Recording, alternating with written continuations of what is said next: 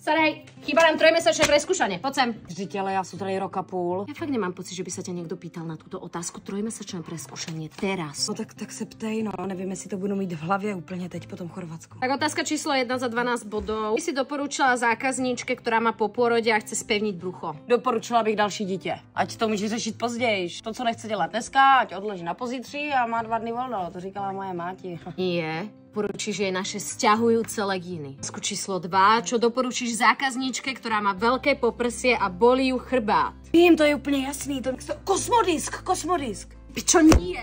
Poručíš jej, aby sa pozrela do našej kategórie podrží prsa, uleví zádu. Posledná otázka, ideme na 25% úspešnosť, ešte stále máš možnosť to zvládnuť. Čo doporučíš klientke, ktorá má problém so spodným bruchom? Ať si zašuká.